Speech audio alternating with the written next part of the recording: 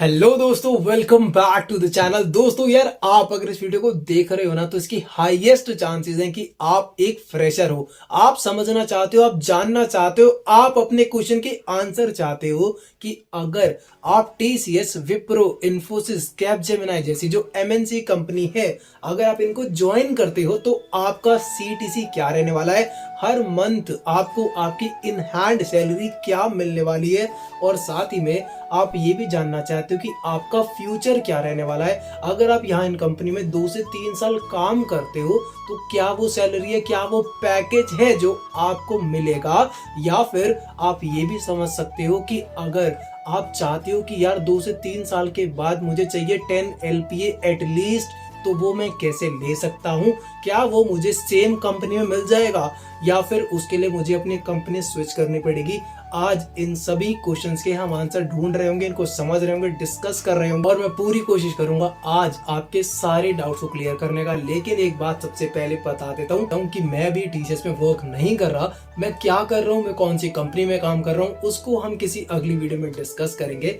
आज हम अपने मेन मुद्दे के बारे में बात करते हैं, मेन टॉपिक के बारे में बात करते हैं कि यार अगर आप एज अ फ्रेशर इनमें से किसी भी कंपनी को ज्वाइन करते हो तो आपका क्या पैकेज रहने वाला है। तो अगर मैं बहुत ही जनरल तरीके से बात करता हूं कि आप टीसीएस, विप्रो या फिर ऐसी किसी भी सर्विस बेस्ड कंपनी में काम करो, मैं प्रोडक्ट बेस्ड कंपनी की बात यहाँ पर नहीं कर रहा, जैसे कि अडोबे, गूगल, अमेज़न ऐसी कंपनी की बात नहीं करते हुए हम अभी बात कर रहे हैं सर्विस बेस्ड मल्टीनेशनल कंपनी जैसे कि TCS, Capgemini, Wipro and Infosys.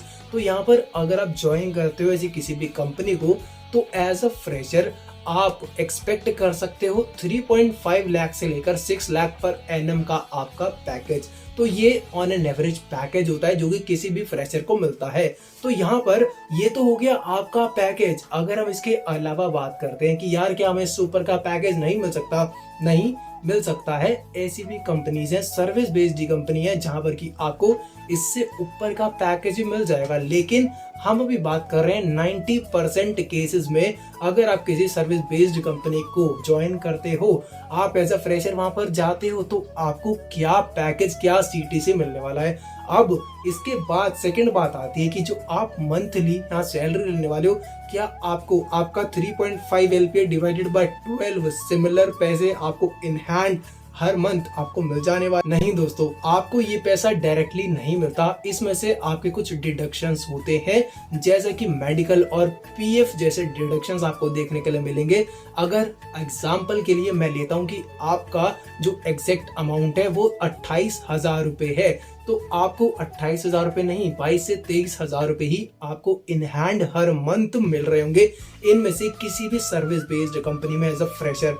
सो दोस्तों, इसके बाद हम अगर ये समझें कि आप यार चाहते हो अपनी सैलरी ग्रोथ और आप चाहते हो अपने करियर ग्रोथ के बारे में सोचना, तो क्या इसी सेम कंपनी में काम करना, यहाँ पर टिके रहना फायदेमंद होगा, या फिर आपका स्विच करना बेटर रहेगा? तो देखो दोस्तों, यहाँ पर आपके क्वेश्चन का 2 आंसर अवेलेबल है। सबसे पहला कि इम्पोर्टेंस आपके पैकेज का नहीं है। आप ये सोच रहे हो कि मेरे को अपना पैकेज बढ़ाना है, पैकेज तो बढ़ाना है, पैकेज एक सेकेंडरी चीज हो जाती है।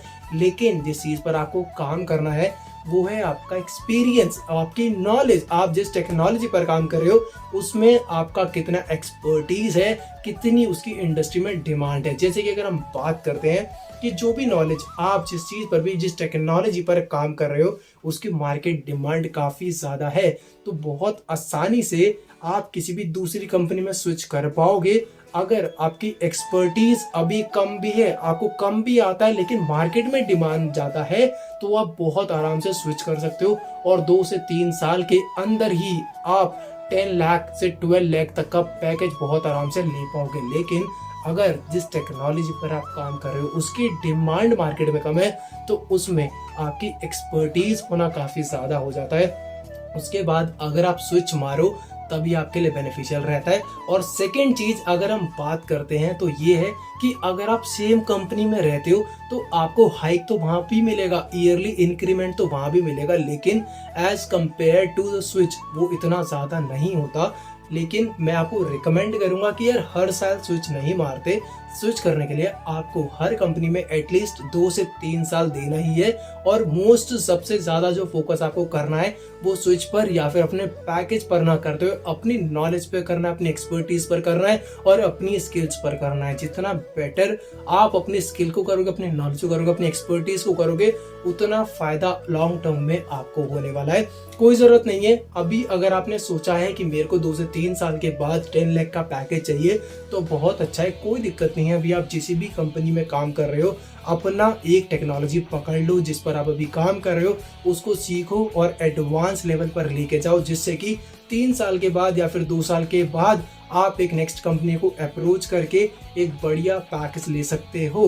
तो ये सब कुछ बातें हैं जो मेरे को लगता है काफी इंपॉर्टेंट रह सकती हैं आप सभी के लिए और आपको काफी ज्यादा ही यार बेनिफिट कर सकती हैं। तो अगर अभी भी यार आपका कोई भी क्वेश्चन है जो हमसे आज मिस हो गया है तो वो आप नीचे कमेंट में लिख के बता सकते हो। वीडियो कैसी लगी उसके बारे में भी जरूर से बताना और इस वीडियो को लाइक कर देना। अगर वीडियो अच्छी लगी हो तो चैनल को सब्सक्राइब जरूर से करना, बिकॉज ऐसी ही और नई अमेजिंग वीडियोस आप सभी को मिलती रहेंगी। एंड दोस्तों इस वीडियो को अपने दोस्तों के साथ भी शेयर कर देना जो भी फ्रेशर्स हैं, जिनको भी इस नॉलेज की रिक्वायरमेंट हो, जिसको इससे कुछ भी बेनिफिट हो सके, जरूर से उनके साथ शेयर कर देना।